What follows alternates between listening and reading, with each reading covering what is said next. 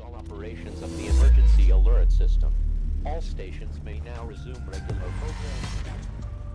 For expanding its sphere of influence on infiltration instead of invasion, on subversion instead of elections, on intimidation instead of free choice, by a monolithic and ruthless conspiracy. So in the last video, I discussed some of the developments related to the Great Reset. In particular, the recent stories about cyber attacks that have been hitting essential aspects to the country, including one story where they label our current situation as a cyber epidemic. And now what label comes after epidemic?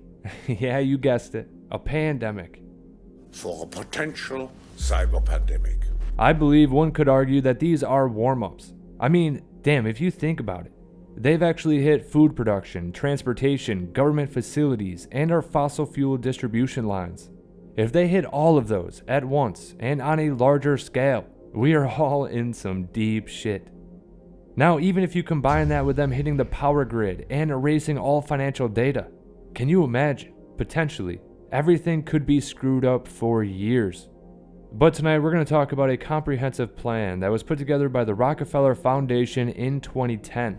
It is called Operation Lockstep. So people assume we are just going back to the good old world which we had, and everything will be normal again in how we are used to normal, in the old fashion. This is, let's say, fiction. It will not happen. Now this outlines the control mechanisms that will be implemented, the media narratives, and the methods and procedures to install an authoritarian global regime. Finally, it does appear that some in the media are beginning to talk about it, which is good. But it's just shocking to me that this has taken so long. They have annual meetings, documents, and presentations given year after year talking about this stuff. One would think it would have been out in the public consciousness sooner.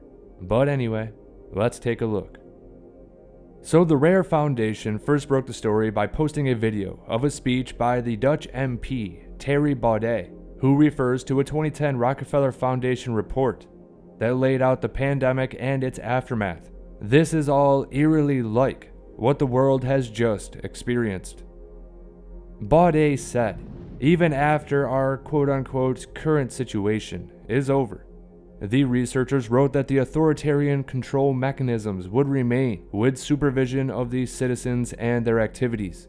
Now this video is subtitled, so I'm going to read through part of it.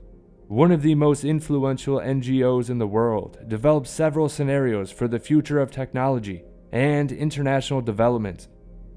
And in this report, the Rockefeller Foundation describes the so-called lockstep scenario on the coming of a worldwide pandemic and its aftermath. Already in 2010, according to the scenario, and I have it here with me, the Chinese would be the first to require quarantine for all citizens, and that is a quote. But it doesn't stop there. They also talk about the immediate and almost heretic closing of all borders. National leaders would strengthen their power with laws, rules, and restrictions, from the requirement of wearing masks to body temperature checks, simply to enter their stations, planes, buildings. It all comes in here. Alright, so this was first conceived of in 2010. Now, the first incarnation of this plan actually began in the early 90s at the Earth Summit, when Agenda 21 was unveiled. From there, they moved on to Agenda 2030, which is talked about a lot these days, even mentioned by prominent leaders such as Tradaue. Building back better means getting support to the most vulnerable while maintaining our momentum on reaching the 2030 Agenda for Sustainable Development and the SDGs. Or within the documents for the Green New Deal. Now, 2030 is simply one of the target years, and according to the documents, the target years are laid out as follows. Ironically, it begins with 2020, which, as we all know, was a hell of a chaotic year. The next target is 2025. And then, of course, we get a big milestone for these megalomaniacal madmen, and that is 2030. However, the end result of their plan doesn't occur until the year 2049, when nearly all of the steps have been completed, and the transition is finished. hence the entire plan, Agenda 2050. By 2050, we are truly within a technocratic dystopia, and with goals that are far off. Small changes occur year to year, and by the time people realize what's happening, it's too late. So this Operation Lockstep is a sort of step-by-step manual for how they're going to accomplish this. And it is equally disturbing as it is poignant to what's happening right now in the world. They seem to be following this to the letter, and you can see it happening all around you if you know what to look for. So the report in question has a rather bland title, Scenarios for the Future of Technology and International Development.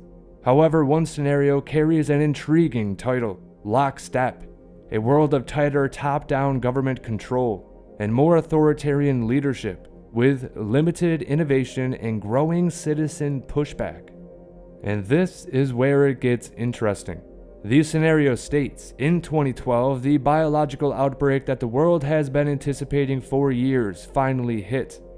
Unlike 2009's H1N1, this new strain, originating from wild geese, was extremely virulent and deadly. And ironically, we're even getting reports of a new H1N1 coming out of China.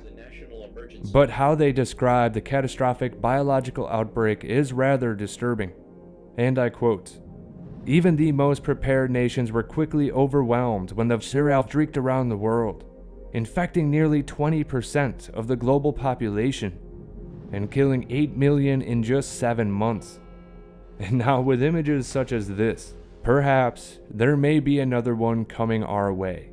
Now in the document they continue, "The outbreak has had a deadly effect on economies. International mobility of both people and goods screeched to a halt, debilitating industries like tourism and breaking global supply chains." And now this all sounds eerily familiar. However, it does get worse from there.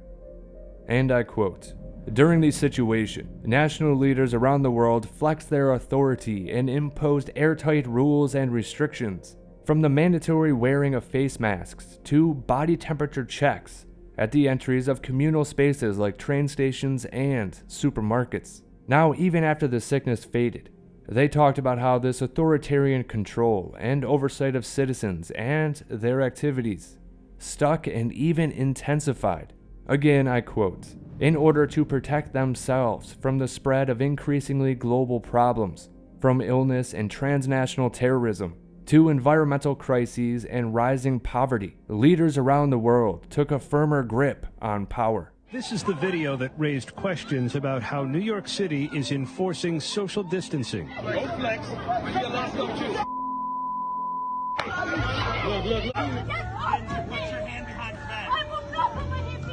Now, a relevant question is whether the Rockefeller Empire are using the widespread fears around the current situation to advance an agenda of lockstep, top-down social control, one that would include, and again, this is all stated in the documents from 2010, stark limits on travel by replacing cash with sanitary electronic cash, mandatory even though the long-term side effects are not proven safe, unlimited surveillance, and the curtailing of personal freedoms such as political protests.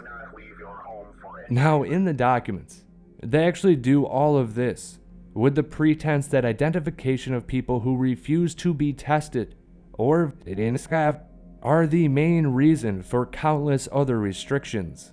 And they even say, many countries have shut down schools and universities, thus increasing the uncertainties of spreading even more fear amongst the population. Now, even while they talk about fear itself and how they are propagating it through the system, they also realize the downside, and I quote, "Fear is never a good guide to sound reason."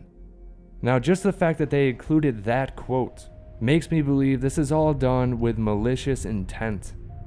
However, much of the Rockefeller 2010 scenario revolves around this quote and premise. Many people would gladly surrender some of their liberties in exchange for peace and stability. And there we have it. This is what the game plan is all about. How much liberty will people give up voluntarily? Now, I don't know about you, but I won't give up any. And I hope I kind of help some people realize what's happening. And perhaps it's a delusional thought. However, I do feel the need to speak out about it, even if I don't really have a big reach. If I don't say anything, I'm sure I will regret it. And I usually don't ask this, but if you would share the video. Because, trust me, we do not want this future. We do have a choice. Mindless subservience, or standing up for truth and on principle. Once again, this is HelioWave. If you like the content, like, comment, and subscribe. Until next time, I hope you have a good night.